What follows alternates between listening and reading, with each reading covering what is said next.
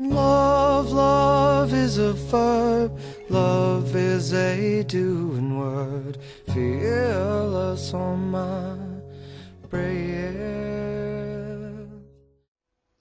Hi, my name's Kai Green and this is my tutorial for Massive Attack's Teardrop in the style of Newton Faulkner. Now this is a really simple song at the same time as being an extremely difficult one. That's because Newton throws in all this rhythmic stuff just to wind things up a little bit. So what we're going to do is we're going to start by doing the separate parts, both the left hand and right hand, and then I'll show you in the second part how to put it all together. So let's get started with the tuning.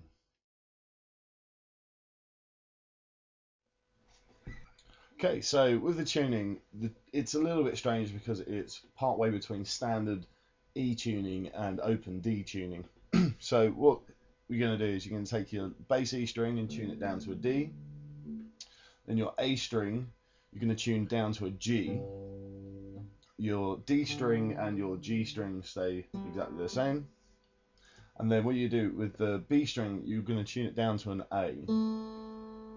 A lot of the guitar sites don't tell you to do that because it's not actually used during the song, but later on when you do this little rake, it will come in handy.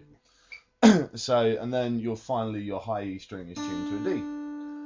So that's the tuning. Let's move on to the bass line and your left hand. Okay, so we'll start with the bass and we'll start with the left hand. And a lot of the guitar websites have you play this with 3 strings, but it's actually a lot more difficult that way. And Newton doesn't do it that way live either. So it's pretty simple. There's 3 chords. There's D, C, and G.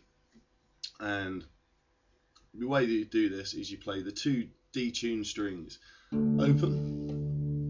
And then for the C, you put your index finger onto the 5th fret of your first G-tuned string of your normal A string, and you play that and the G string, which is your 2nd and 4th string. Then your G chord is just both the G strings played open, and the only other variation on that is when you play up here on the harmonics of the 12th fret, which is a little bit later on I'll show you, but that's pretty simple. And the only other exception is one time when you're playing the D chord, you put your 2nd finger on the 7th fret and your 3rd finger on the 7th fret of the 2nd and 4th strings, and then you play the whole thing.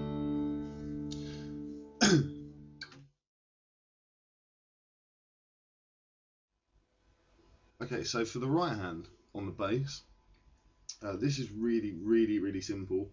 It's basically your thumb and your index finger. Just play the 2 strings each time that you've got to play.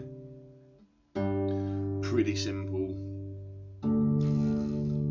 Only time you play doing anything else is the once for the harmonics and when you do the rake, which is just you play with your thumb all the way down the strings.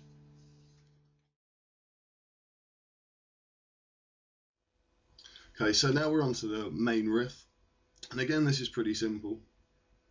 It's basically hammer-ons and pull-offs, and it starts on the high D string, and all it is on the 7th and 5th fret. So you're just literally going onto the 7th and 5th, and the rhythm is starting with your finger on the 7th fret. You pull off, hammer back on, pull off again, hammer onto the 5th fret with your index finger, then pull off again, hammer back onto the 5th fret with your index finger, and then hammer on to the 7th fret with your 3rd finger.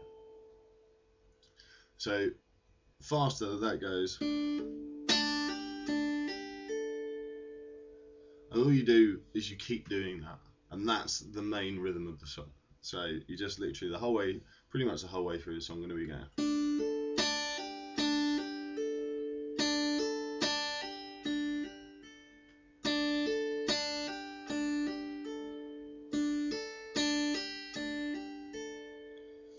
Now the only time you don't do that with the 3rd and 1st fingers is for the C chord, because because your first finger is going to be up here, you need to change how you play it. And all it is instead of doing it with the third and first fingers, you do it with your third and second. So as you hit the chord, you go.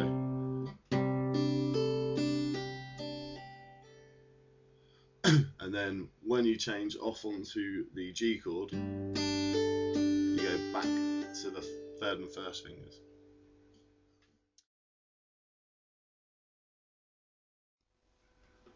Okay, so we've got the bass and the main riff out of the way, and now onto the rhythmic part. Now this again is really simple on its own, but when putting it with everything else becomes more difficult.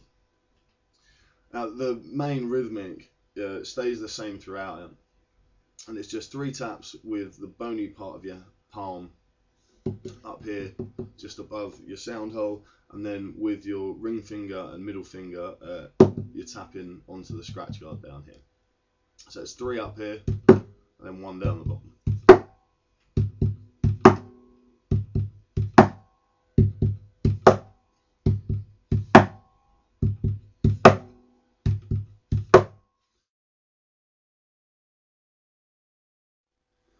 Okay, so that's the end of part 1. The reason I split it into 2 parts, it means you can stop now, practice what you've just seen, and get it all absolutely nailed. I suggest you do that because when you start to put it together, in my experience, it falls apart pretty quickly. So if you've got each part absolutely nailed, it shouldn't fall apart quite so much for you.